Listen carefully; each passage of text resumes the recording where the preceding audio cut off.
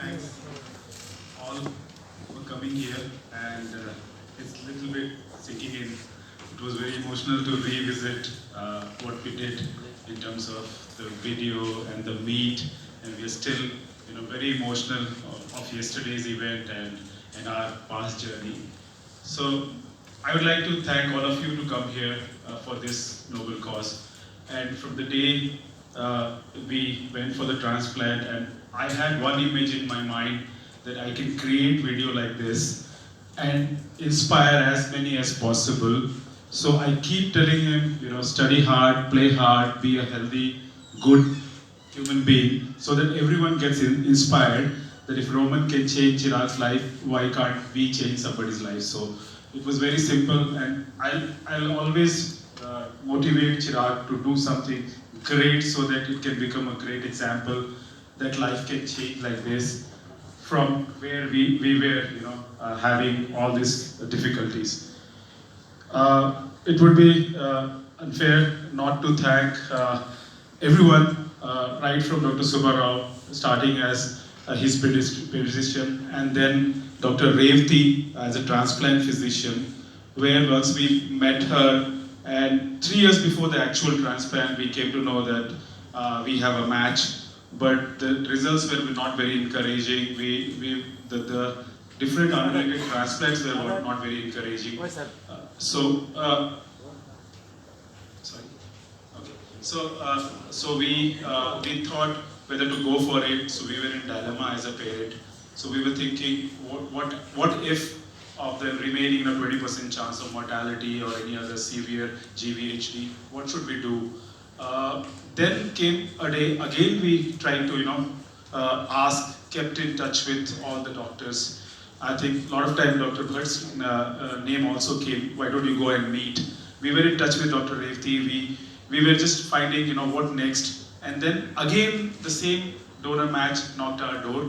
By that time, Dr. Revti and team did a lot of transplants, unrelated transplants, and we had good case studies to go and talk to those parents and talk to the receiver and understand how is the process and how risky it is. With that, we got a lot of confidence, and we went ahead with it with all the positivity in mind. And yeah, rest is history. And thanks to everyone who encouraged us, who took care of him so that he's healthy to take the transplant on. So thanks everyone. Thanks. Can we hear from Chirag? I have a couple of questions. One is, what went through you when you met your donor for the first time yesterday? And can you just briefly tell us about how the last 10 years has panned through and how this transplant has changed your life forever? Yeah, so starting with the first question, yesterday's moment was like, I don't have words to explain that moment. Those kind of moments cannot be explained in words. When I met him for the first time, it was a very surreal moment.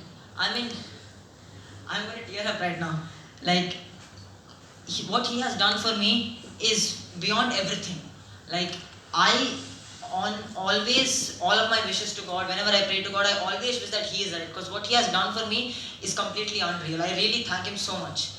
And for the past 10 years, it's like, when I got diagnosed with thalassemia, I was pretty young. I was 3 months old. So like, for the first 4 or 5 years, I really didn't know what's happening. Later, when I gradually became 7 years old, 8 years old, I was like, okay, something different is happening with me. I used to go for blood transfusions every 3 weeks. And as a kid, you would want to, in the weekend, you would want to go out to play, you want to stay at home, go out to play, enjoy, have fun. But every weekend, I would have to go to St. John's Hospital for blood transfusion. So that, and I started asking my parents questions. Why me? Why do I have to go? I don't want to go today. Can we skip it? And various questions like that. And they would always keep me motivated and tell, no, it's okay, this happens, everyone goes for it. Some or the other, how they would try to make me okay with those kind of stuff. And later, now that kept on going, the transfusions kept on going. And later, I also started figuring out about this bone marrow match, bone marrow transplant, HLA typing and all. I started little bit hints I used to get from my parents. talking, and then we got the match for the first time, but we decided not to go for it. Later, I guess after 2 years, we got the same match again, and that time, Dr. Revti, Dr. Ramya, I thank the whole Hope team. We decided to go with the transplant, and that scared me a lot. I was very scared at that time. It was like, till now, whatever was life was like, I used to go to school, for transfusion in the weekend, go back to school, and now something new was happening. So I was very scared. And then, but after that, once my parents talked to me, once the doctors talked to me, all I thought was positive. All I thought was positive. Even in the BMT room, even in the immuno ICU, I was always positive. I knew that there is light at the end of the tunnel. I will be okay one day. I will be a normal person. Wow.